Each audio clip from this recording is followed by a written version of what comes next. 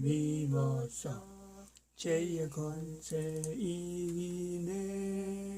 싸움이 크게 벌어질 때 주의 은혜로 이기네.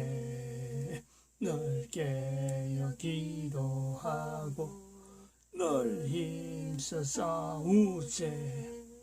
주 은혜로 거듭나니 최후의 승리 얻겠네. 아멘. 하나님 말씀 창세기 3장입니다. 창세기 3장 1절에서 6절 말씀 교독합니다. 1절 말씀 제가 먼저 받들어 봉독드립니다. 여호와 하나님의 지으신 들짐승 중에 뱀이 가장 강교하더라. 뱀이 여자에게 물어 가로되 하나님이 참으로 너희들의 동산 모든 나무의 실과를 먹지 말라 하시더냐. 여자가 그에게 말하되 동산 나무의 실과를 우리가 먹을 수 있으나 동산 중앙에 있는 나무의 실과는 하나님의 말씀에 너희는 먹지도 말고 만지도 말라 너희가 죽을까 하노라 하셨느니라. 뱀이 여자에게 이르되 너희가 결코 죽지 아니하리라. 너희가 그것을 먹는 날에는 너희 눈이 밝아 하나님과 같이 되어 선악을 알 줄을 하나님의 아심이니라. 여자가 그 나무를 본즉 먹음직도 하고 보암직도 하고 지혜롭게 할 만큼 탐스럽기도 한 나무인지라. 여자가 그 실과를 따먹고 자기와 함께한 남편에게 중에 그도 먹은지라. 아멘.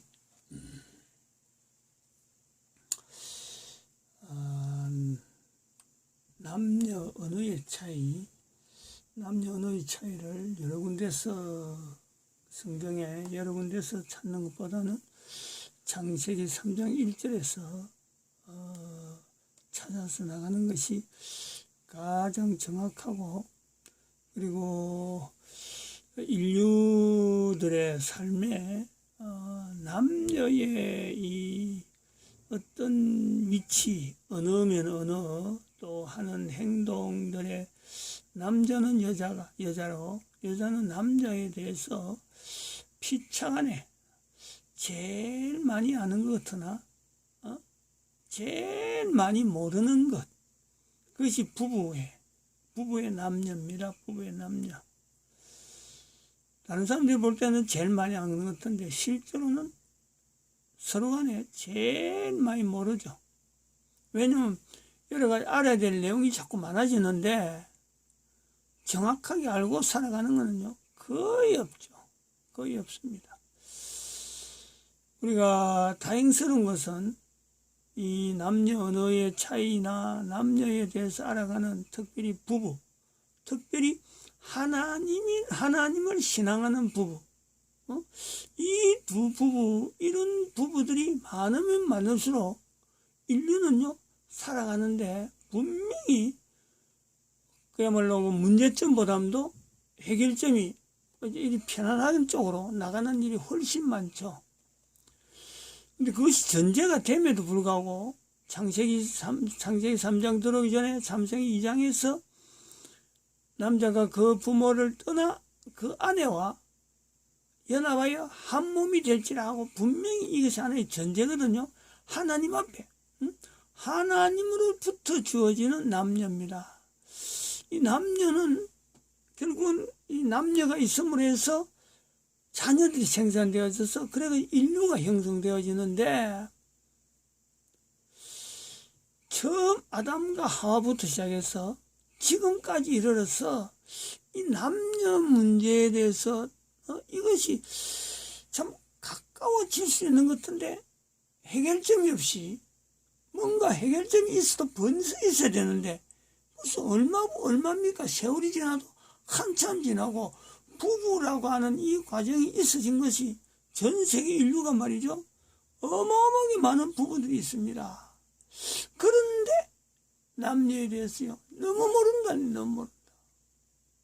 왜 그러느냐?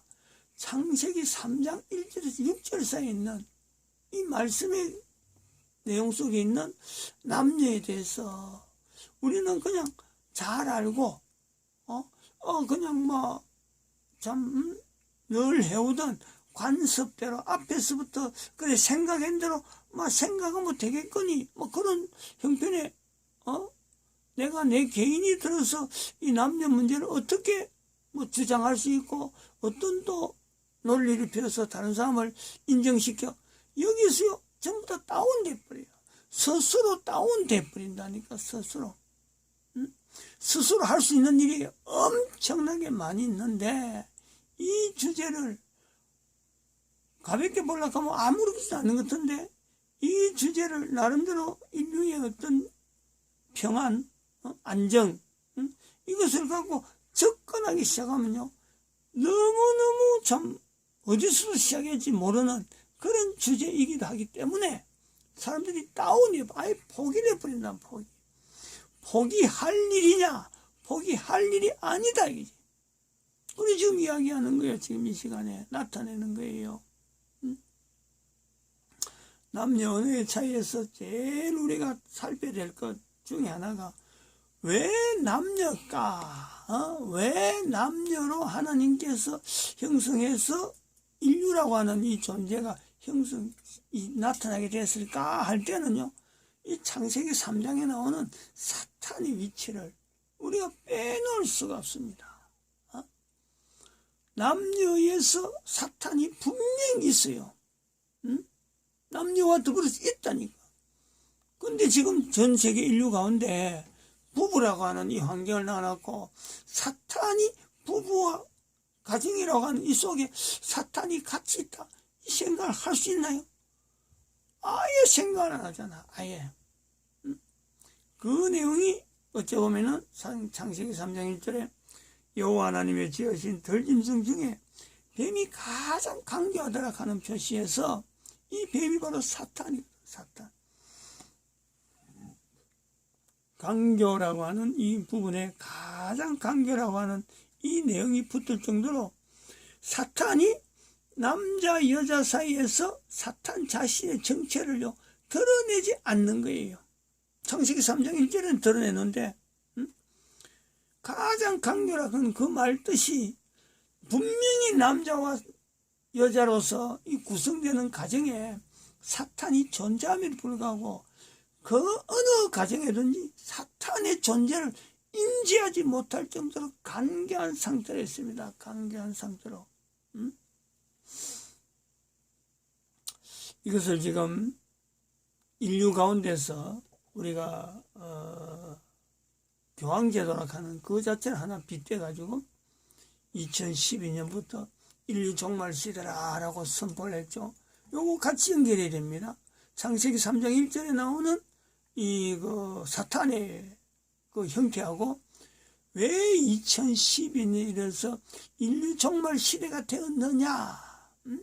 그리고 2020년도는 왜 대한민국이 망했다라고 하는 이 음성으로 하나님께서 직접 하나님의 음성으로 해서 대한민국 사람들에게 알리고 있느냐. 이게 이 내용에 사탄이라고 하는 이 전제 조건이 없다라면요 사실은 말이 안 되는 거예요. 이 다 연결되어 있죠. 2012년에 인류 종말 시대가 되었기 때문에 대한민국의 2020년도에 대한민국이란 말을 가지고 표현을 가지고 망했다는 것이 나오는 거예요. 망했다는 것이. 그리고 이 인류 종말 시대는 왜 인류 종말 시대냐? 590년부터 교황제도가 여기까지 존재를 했다는 거 아니에요. 근데 이 존재를 했던 교황이 2020년에 왔어서 이제는 교황이 완전히 망한 그림들이 보이잖아요. 교황제도가 더 시커먼 무리라고 할 수 있는 유대인 무리한테 고개를 숙이는 이런 사태가 온 거예요. 교황제도가 더 가겠느냐? 못 가죠. 교황제도가 분명히 이리 왔다니까. 여기까지 왔다. 2012년까지라고 하는 이 인류 종말 시대까지 온 거예요. 그러면은 여기서 볼 때는 이 사탄의 정체가 드러난단 말이에요. 사탄이 지금까지 교황을 여기까지 이끌어왔구나 하는 건 드러나는 거 아니에요?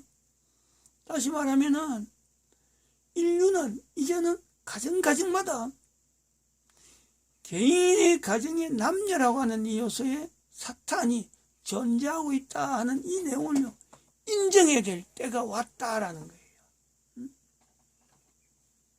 이런 것을 우리가 이 마지막 때라고 하는 이 부분에서 교황제도라고 하는 이 내용, 이것이 마지막 때에서 예수님 오시는 이제는 재림, 예수님 재림이라고 하는 이 내용을 기다려야 될 때 하는데, 사탄의 강교함이 또 대한민국에도 또 어떻게 나타나고 있느냐. 사탄의 강교함이 이런 내용에서 이 오늘 내용을 한번 좀 연결해 보려고 합니다.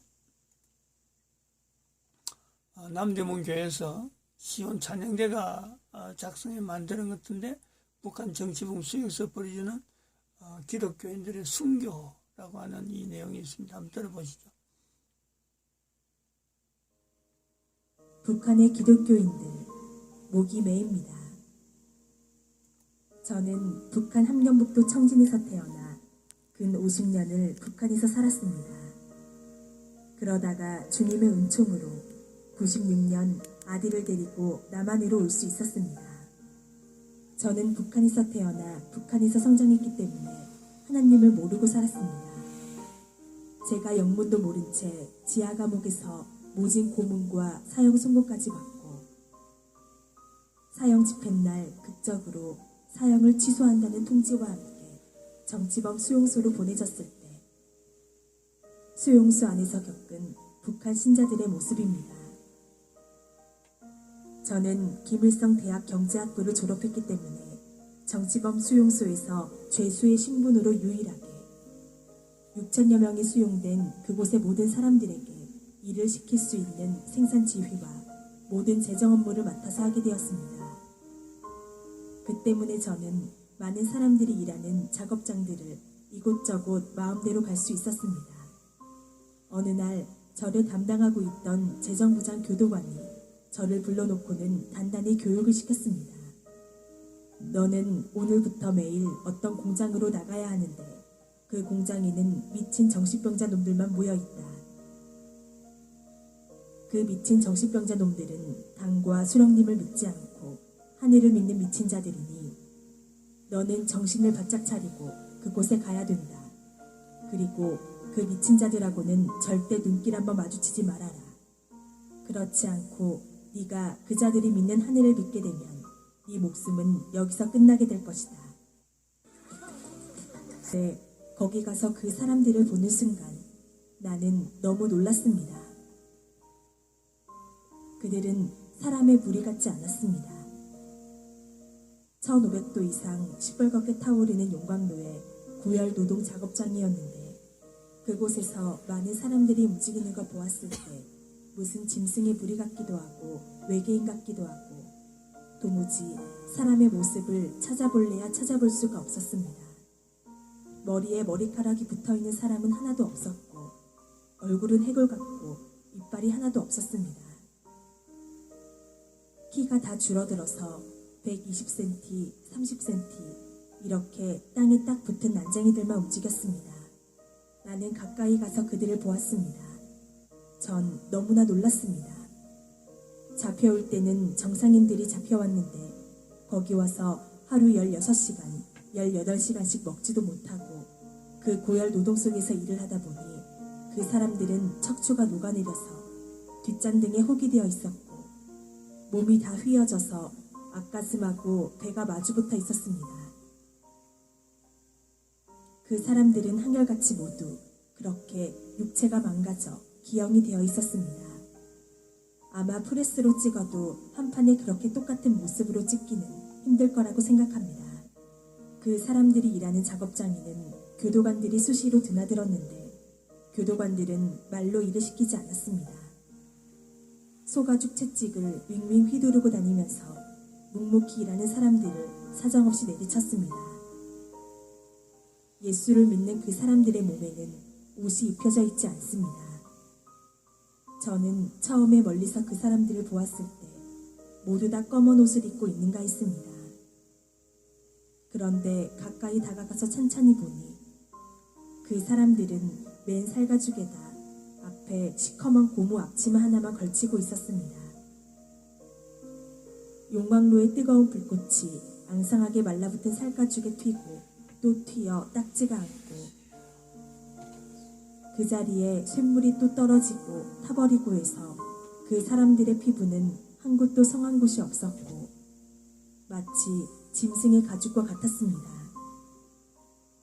어느 날 저는 그곳에서 정말 말로 전하기 힘든 너무나 끔찍하고 참혹한 광경을 목격하게 되었습니다. 어느 날 오후 제가 공장 문을 열고 들어섰는데 공장 안이 쥐죽은 듯 고요했습니다. 작업장 한가운데 수백만 명의 그 죄수하는 죄수를 모아놓고 담당 교도관 2명이 눈에 핏발을 세우고 미친 듯이 고함을 치며 날뛰고 있었습니다. 저는 너무나 무서워서 문 옆 한쪽에 비켜 서 있었습니다. 교도관들은 수령님을 믿지 않고 하늘을 믿는 미친 정신병자 놈들이라고 소리소리 지르며 그 사람들을 차고 때리고 하면서 인간 이하의 취급을 하고 있었습니다. 교도관들은 너희들 가운데서 단 한 사람이라도 좋으니 대열 앞에 나서라. 하늘을 믿지 않고 수령님을 믿겠다고 하면 자유 세상으로 내보내서 잘 살 수 있게 만들어주겠다라고 하면서 그 사람들을 윽박지르며 하늘을 거부하라고 그렇게 채찍으로 때리고 발로 차고 했습니다. 그런데 너무나도 이상했습니다. 수백 명의 그 사람들은 왜 그런지 아무 대답도 없이 그렇게 매를 맞으면서도 침묵으로 맞섰습니다. 저는 너무나 무서워서 빨리 한 사람이라도 나서야 되는데 그래야 오늘 누가 맞아 죽지 않을 텐데 왜 계속 저렇게 입을 다물고 있나.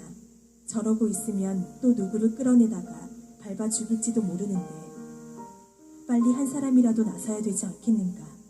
그렇게 마음속으로 다급하게 생각하며 문 옆에 서서 무서움과 공포 속에서 떨고 있는데 예수를 믿는 그 사람들은 계속 침묵으로 대응했습니다.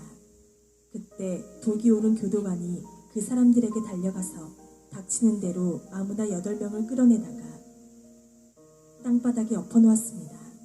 그리고는 구둣발로 내리밟고 디디겼습니다. 순식간에 피투성이가 되고 허리뼈, 팔, 다리뼈가 부러졌습니다. 그 사람들은 고통 중에서도 몸을 뒤틀면서 짓밟힐 때마다 신음소리를 냈는데 그 신음소리가 너무나도 이상하게 들렸습니다. 저는 그때 주님이 누군지 하나님이 누군지도 전혀 몰랐습니다. 뒤에 알고 보니 그 사람들이 구둣발로 짓밟혀 뼈가 부러지고 머리통이 부서져 나가면서 신음소리처럼 애타게 불렀던 것은 바로 주님의 이름이었던 것입니다. 저는 그 사람들이 당했던 고통의 1000만분의 1도 제대로 여러분에게 전해줄 수가 없습니다. 미쳐 날뛰던 교도관 2명은 수령님과 당을 믿는 우리가 사는가 아니면 하나님을 믿는 너희가 사는가 보자면서 달려가더니 용광로에 펄펄 끓는 샘물통을 끌어왔습니다. 그리고는 그 샘물을 피투성이가 된 그 신자들 위에 부었습니다. 그 사람들은 순식간에 살이 녹고 뼈가 타면서 숫덩이가 되어버렸습니다. 저는 난생 처음으로 내 눈앞에서 사람이 숫덩이로 변해가는 것을 보았습니다. 얼마나 그 충격이 컸던지 그곳을 어떻게 뛰어나왔는지 기억에도 없습니다. 그리고 얼마 동안 도무지 눈을 감을 수가 없었습니다. 그 정신적 충격으로 눈만 감으면 눈앞에 숫덩이가 된 사람이 어른거려서 도무지 눈을 감을 수 없고 잠도 제대로 잘 수 없었고 일도 제대로 할 수가 없었으며 큰 소리로 비명을 지르고 정신이 들어갔다 나갔다 했습니다.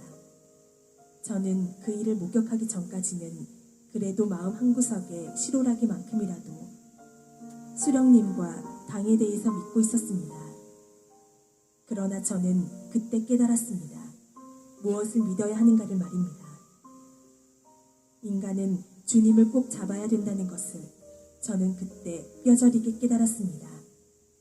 저는 그때부터 다시 우리 어머니가 평생을 하늘에 기도했다는 그 하늘을 찾기 시작했습니다. 저는 너무나도 간절하게 하늘을 찾았습니다.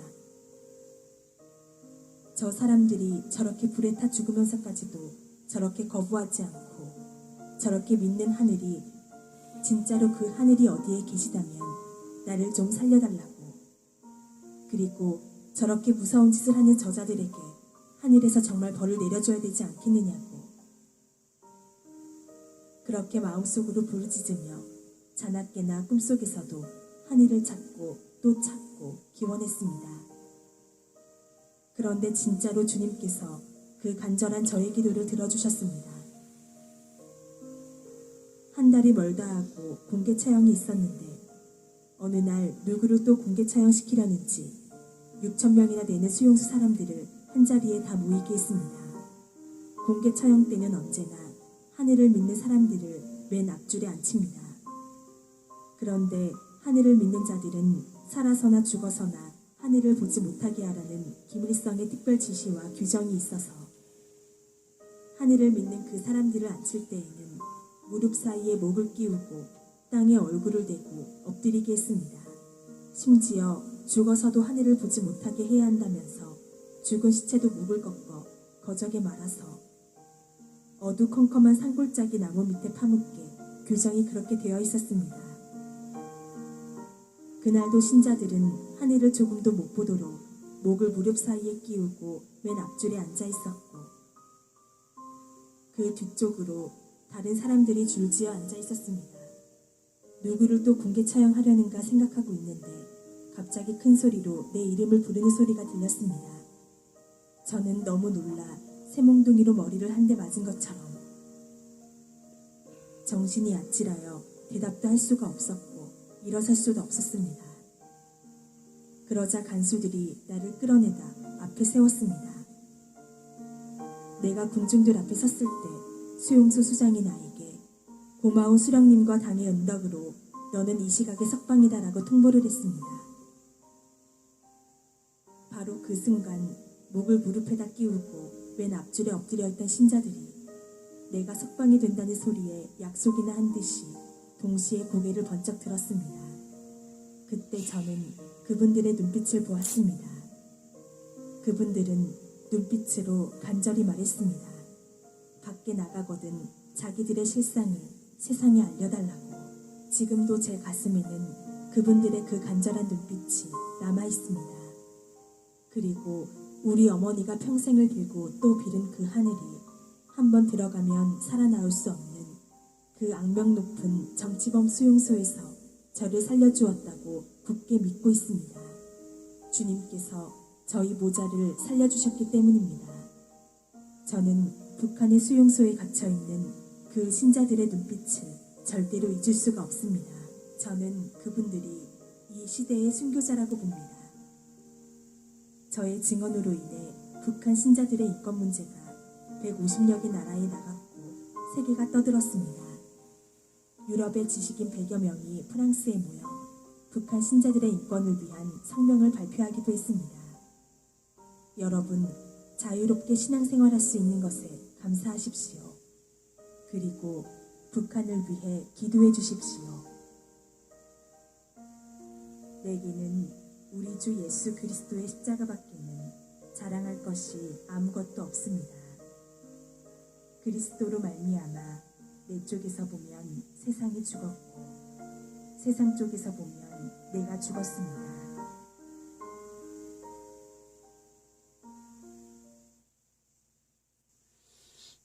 이 영상물을 들으면서 참 마음이 숙연해지지 않는다든지 그저 나무 이야기처럼 할 수 있는 사람은 그 가정에 남자면 남자, 여자면 여자 두 관계는 분명히 깨어져 있는 상태입니다. 올바른 가정에서 남녀라고 하면요, 이게서 어마어마한 진리를 찾아내야 되죠. 이 자리에서 하나님을 모르고 살았다. 김일성에서 수령 동지를 믿고 살았던 그것처럼 개인의 올바르지 못한 부부 사이라면요, 이 내용은 그 사람에게 한 나무 이야기처럼 밖에 안 들릴 것이 분명합니다. 하나님이 없는 가정에서 우리는 하나님이 없어도 되는 가정처럼 간교한 사탄에 의해서요. 간교한 사탄이 자기를 보여 하나님인 듯이 하는 그게요. 우리가 다 쏟고 있는 거예요. 70년 전에 이승만은 기독교 입국론을 가지고 대한민국 남한에 전 세계 11위에 해당되는 어마어마한 부한 나라로 이 나라를 후손들에게 넘겨주었습니다. 같은 시대의 김일성은 하나님을 믿는 사람들을 전부 다 정치원 속에다 가져가고 그러므로 해서 전 세계에서 가장 못 사는 나라로 북한이 되었습니다. 이거는 가정도 마찬가지예요. 가정도 마찬가지고 나라도 마찬가지고 이거는 어쩔 수 없어. 원리가 그런 거예요. 원리가. 하나님이 없는 개인, 하나님을 부인하는 국가, 어느 국가든지 어느 가정이든지요 올바르게 설 수가 없습니다. 그 사탄의 강교함이 바로 이런 부분이고 바로 이때에 2012년에는 우리가 공책연도로 해서 2020년이 지금 지나고 있는 바로 요 그림대로 교황제도가 하나님이 싫어하는 바로 사탄의 정치에 있었기 때문에 지금 2020년도에 이 교황제도를 하나님께서 지금 교황제도를 없애는 거예요. 이것을 어떻게 받아들이겠어요?